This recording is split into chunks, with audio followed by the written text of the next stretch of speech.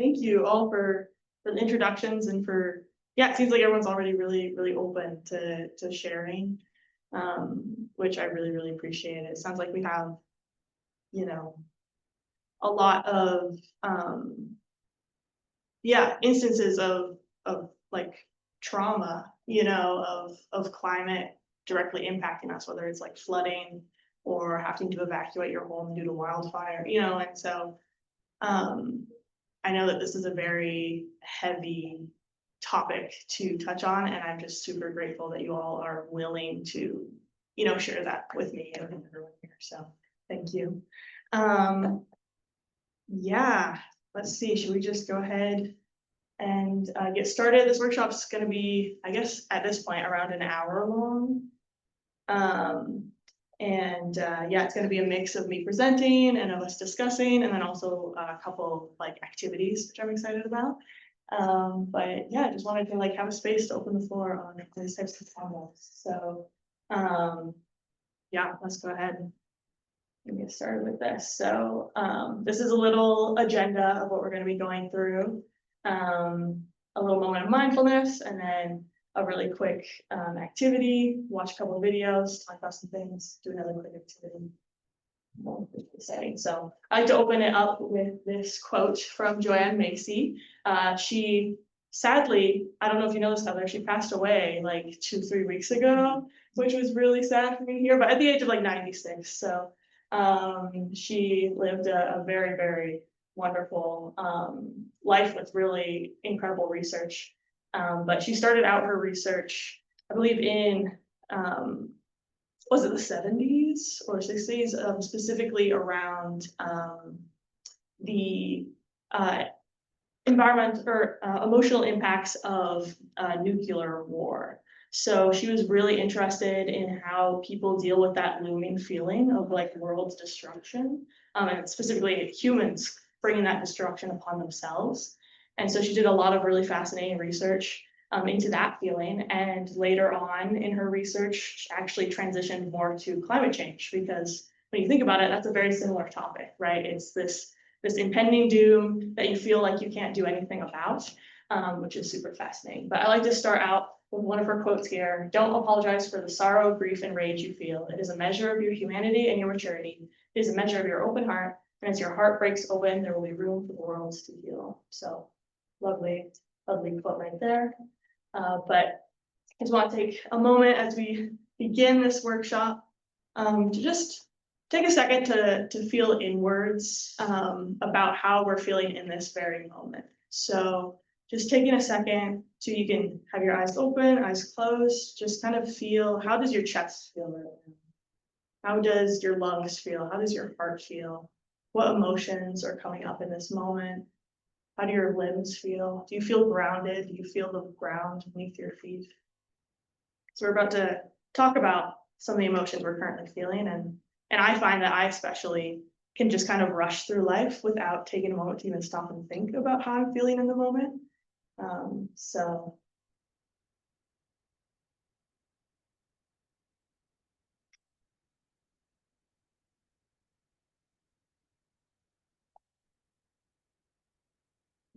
thank you for that. Related to that emotion you're currently feeling, I would love for us to be able to share that together right now. So what I have here is a climate emotions wheel created by the Climate Mental Health Network. And basically an emotions wheel is designed to allow more specific determination of what you're currently feeling. So usually you start in the center and work your way out. So you can feel like, oh, I'm feeling angry, I'm feeling upset. Once you've determined that, you can actually find words that might give you an even more specific description as to how you're feeling. And so what we're going to be doing to start off this workshop is taking a look at this emotion wheel and identifying the top 3 that you identify with right now. And I'm going to bring up a word cloud. And if you have a cell phone, a smartphone, you can actually submit to a link and it will create a word cloud here on the screen. If you do not have a cell phone or smartphone, you can borrow someone else's to submit as well. But let's go ahead and take a moment to take a look at this word cloud that we've created together. I see all of the words that are larger means that multiple people submitted that word, and anything that's smaller means it has less submissions. So I can see that grief, hope, overwhelm, and empathy seem to be very common. But we also have things like gratitude, anxiety, worry, powerlessness, disappointment, guilt, shame, peace, and interested. Would anyone like to share what words they put up and why?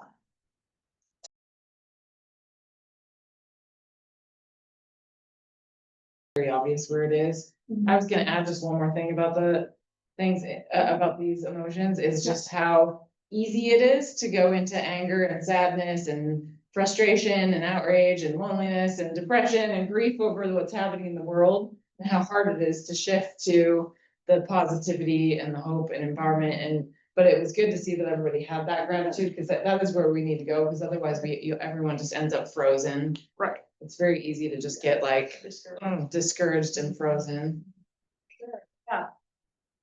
So yeah, the Climate Mental Health Network also has like, if anyone here is like an educator, they have like handbooks and things of that nature to like facilitate conversations like this. So really cool organization. But yeah, next we are going to watch a really quick segment of Britt Ray's TED Talk. So Britt Ray is a really big researcher and author in the conservation world right now. And so she had this video, or no, this isn't even a TED Talk. This is a different type of talk, but it's titled Keeping Cool Amid the Climate Crisis. So we'll just see what she has to say for her. Let's back up and look at the relationship between the climate crisis between the climate crisis and our mental health. Extreme weather events So it isn't just that extreme weather events threaten life and livelihood and therefore mental health.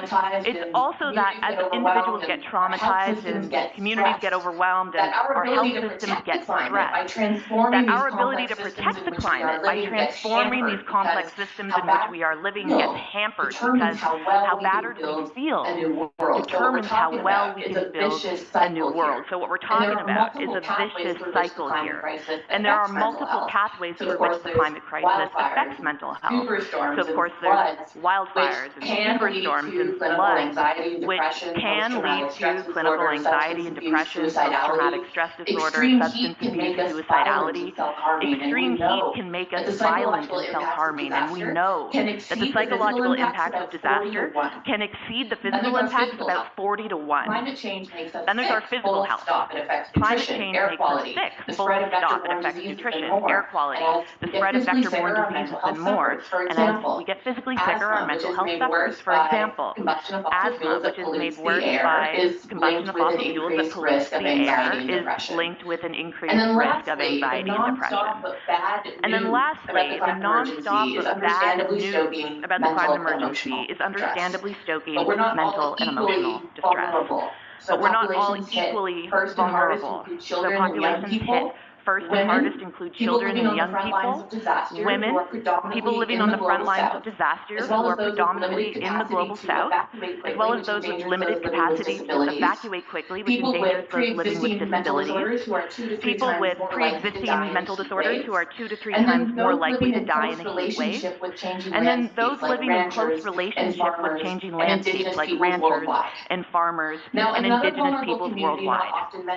Now, another vulnerable community not often mentioned are the frontline climate professionals, the climate scientists, the green policymakers, the journalists, the activists, whose days are spent thinking about the climate crisis, because there is a psychological toll that comes with studiously bearing witness to the breakdown of a state of climate. Some of you in this room might be familiar with these feelings that this community can grapple with, such as feeling great urgency and moral responsibility to act and prevent harm, and yet we feel like we're never worst is doing yet to enough come. fast enough, And it can and be we know that frustrating the to feel worst like is yet others to around us come. in society And it don't can be care frustrating nearly to feel enough, like and it's others around us in exhausting society to don't face care nearly setbacks in our enough, work and it's from political exhausting powers to and face cultural setbacks in our norms. work from political And so we powers might and oscillate cultural between being norms. outraged and And depressed so we by might this until oscillate eventually between for being some, it outraged can and become too depressed by much this and we until go eventually for numb some, or it can suppress our become too emotions much at the and expense we of our health go numb or burn or out suppress or our quit. emotions at the expense of our But health the or world needs burn out frontline or climate quit. professionals now more But than the world ever. needs frontline And I'm climate excited professionals about a world now in which more they than are offering ever. And psychosocial I'm support in excited the about a world in workplace, which they are which offering is starting psychosocial to support in emerge. the workplace, which So is despite the starting to emerge. So, So despite the clinical sounding she name, goes on climate anxiety, to go from let's back up and look at the describing relationship the between impacts the climate of crisis climate and our change on mental health to more of the research that um, actually helps address the issue, especially for those specific communities that she mentioned. And so instead of watching through the entire video, I've decided to summarize her optimistic points right here. But basically, a lot of environmental psychology research has been done on how can we address climate change, anxiety and depression and hopelessness and guilt and transform it to hope and resilience. So mental resilience, emotional resilience, feeling empowered to make change. And many studies have found really, really uplifting results. This specific research found three core things that tend to be really successful in helping change that mindset and shift it towards more hope and resilience. The first one is problem-focused action. So like we were saying, those grassroots community engagement opportunities, getting together in activism or policy.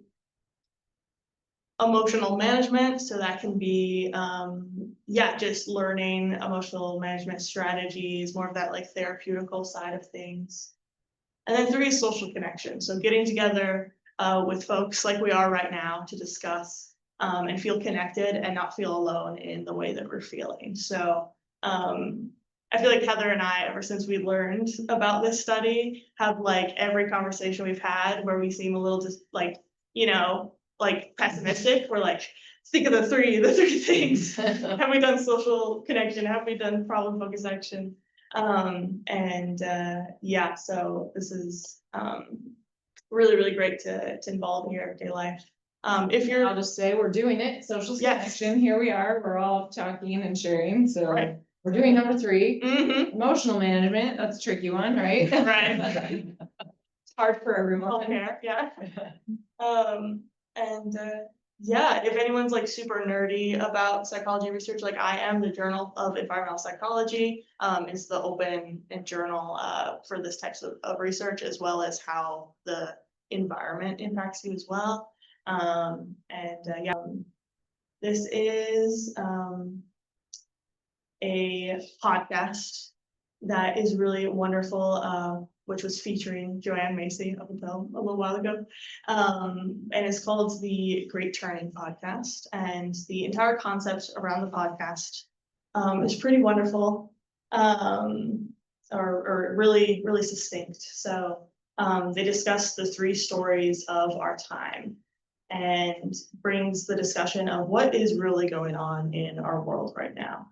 And what should be going on in our world right now, right? So number 1 is business as usual. So continuing the way we are. And they describe it as a comforting narrative in which industrial growth and progress overcomes all ? Number 2 is the great unraveling. Is the planet careening towards inevitable destruction? Or 3, the great turning.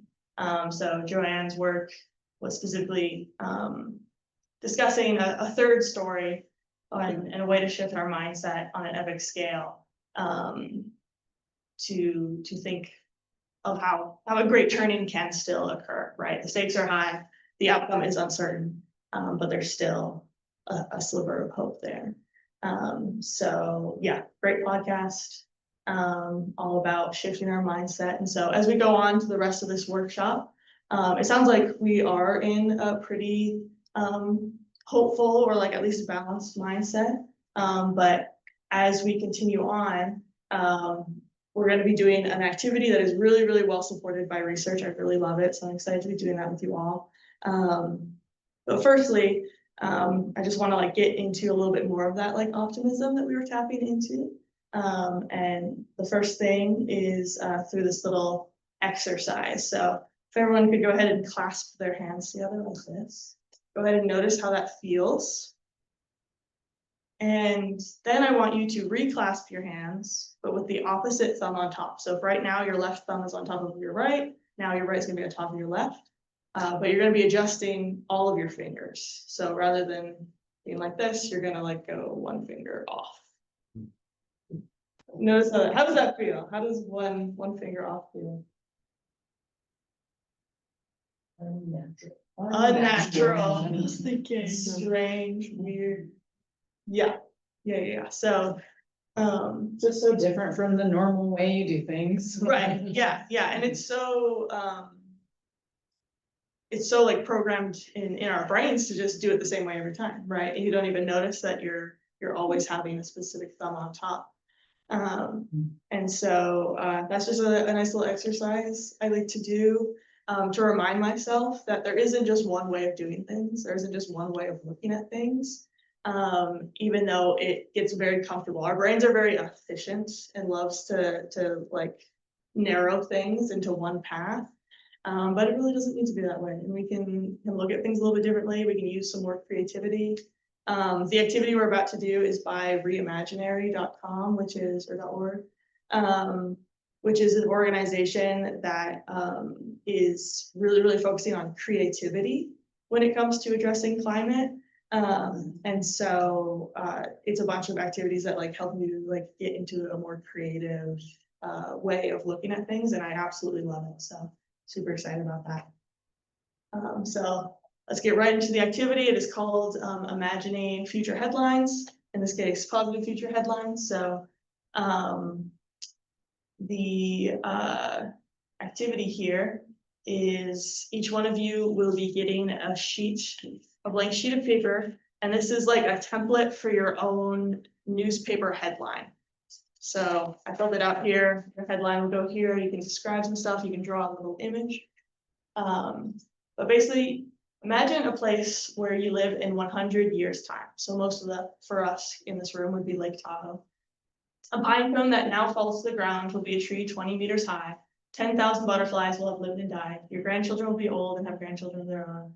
Imagine the cover of the local newspaper celebrating the regeneration of the place. What is the story? Excuse me. Right? We didn't have all of these. Really? Well, No, that's true. Now you do. in 100 years you will. So write a headline summarizing the story and add a short subtitle and draw an image.